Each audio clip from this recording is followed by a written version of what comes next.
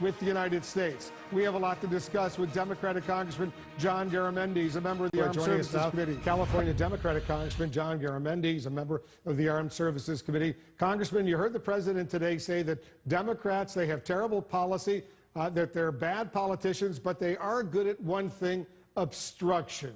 Where do you think Democrats potentially can work together with President Trump?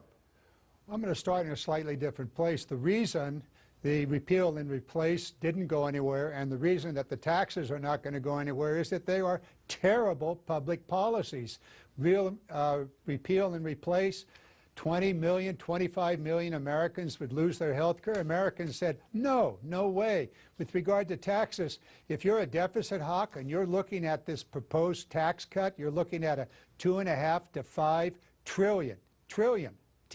trillion increase in the deficit. And so what are you going to do? You're going to cut Medicaid, which is also in that budget proposal that's before the Senate and did pass the House, a $1 trillion reduction in Medicaid. No, the American public is going to say, whoa, whoa, wait a minute. This is terrible policy. Oh, did I mention that under the proposal, the outline that we've seen thus far, 80% of that $2.5 to $5 trillion reduction in taxes goes to the top 1%.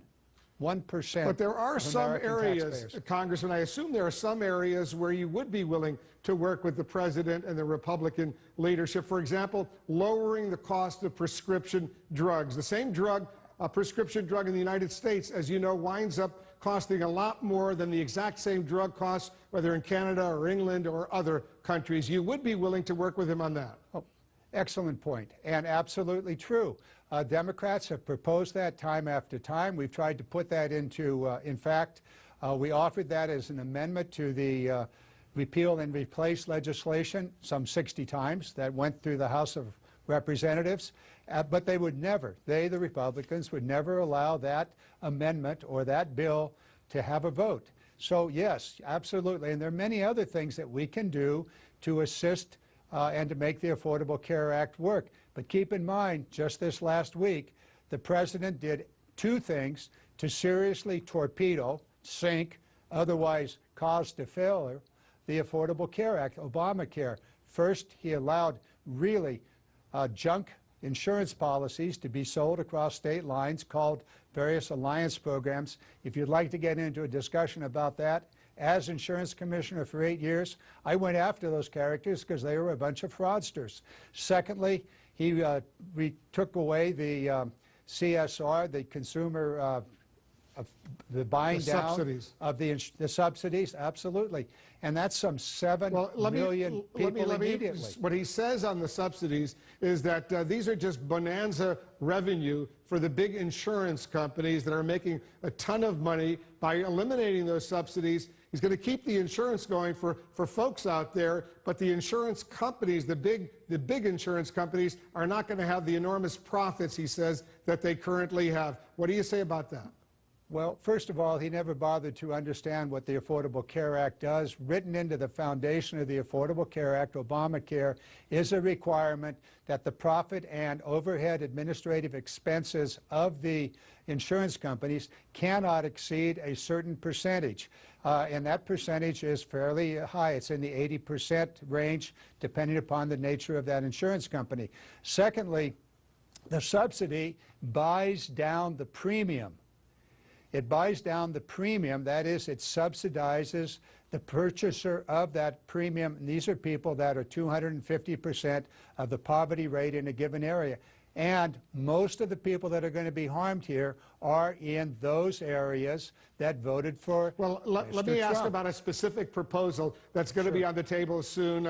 Your colleagues in the Senate, Lamar Alexander, he's a Republican, Patty Murray, a Democrat. They're working on some compromise health care legislation, an interim measure. That's what the president calls it. He was signaling today he'd be ready to go along with it. Are you willing to go along with that kind of interim measure to fix some of the problems of the Affordable Care Act?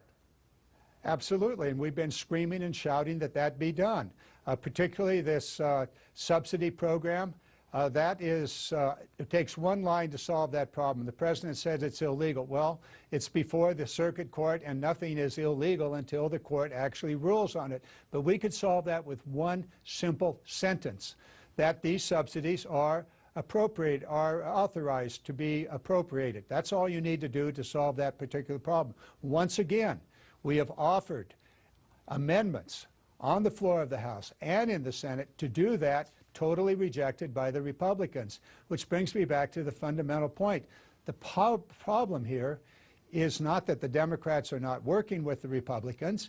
It's that, A, the Republicans refuse to even allow any Democratic solution to be included, and secondly, the policies of the Republicans themselves are terrible for the American people. Why anyone would want to go out and purposely, physically harm people, I will never understand, but that's precisely what their proposed legislation does. Well, let's see if this bipartisan effort, Lamar Alexander, Patty Murray, if that can get off the ground as a sort of interim compromise on health care, and I suspect you'll be ready to support that. I think the president will be ready to support that as well. He just wants a deal. He wants to show something has been accomplished, at least on an interim basis.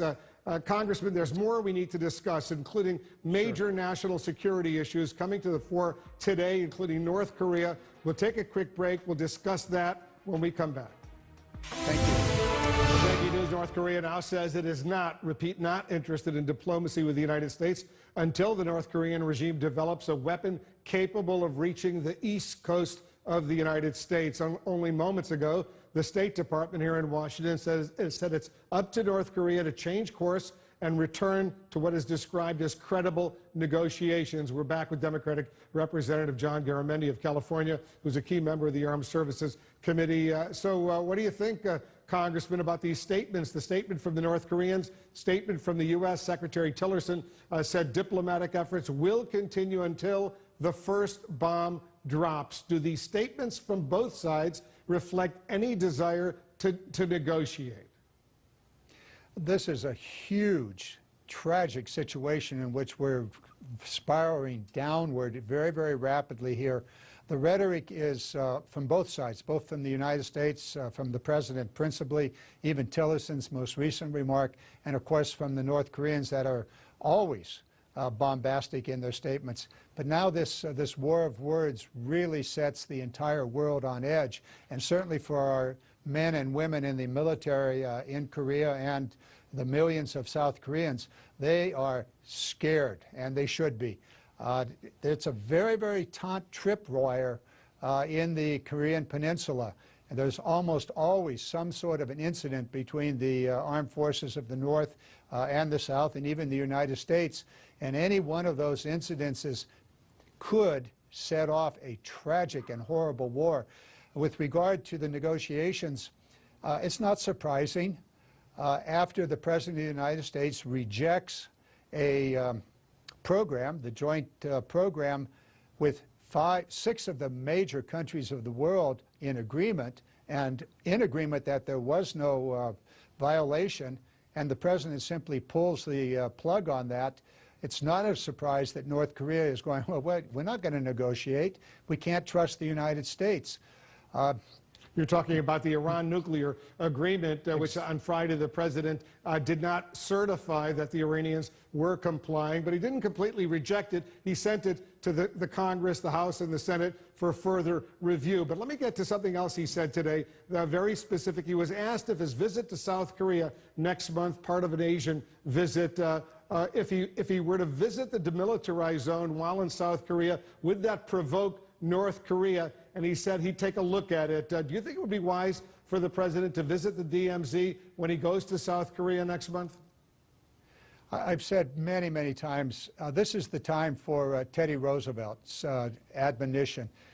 Carry a big stick, speak softly. This is not the time to increase the rhetoric, to increase the pressure, and to do anything that could cause that tripwire to be sprung. And it's quite possible. I mean, these two armies are looking at each other really across just a couple of yards, and with the president there, that's certainly going to create a lot of rhetoric, and a lot of anxiety and quite possibly a difficult issue.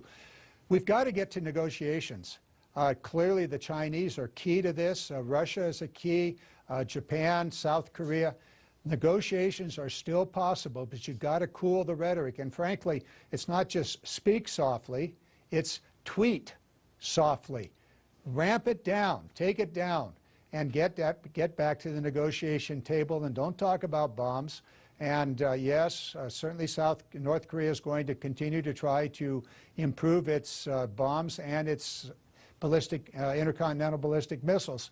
The sooner we get to the negotiating table, the sooner we can stop the progress in North Korea, the sooner we are to a situation that could, difficult, but I believe possible, could lead to the denuclearization of the Korean Peninsula, which is in everybody's interest, certainly the United States, South Korea, Japan, and China. Let's not forget there are 28,000 U.S. military personnel in South Korea right now, plus many members, thousands of their family members are there with them, 200,000 U.S. citizens working and living in and around Seoul, which is only, about 20 miles below the DMZ, plus millions and millions, of course, of South Koreans. All right, the stakes are clearly enormous. Congressman, thanks for joining us.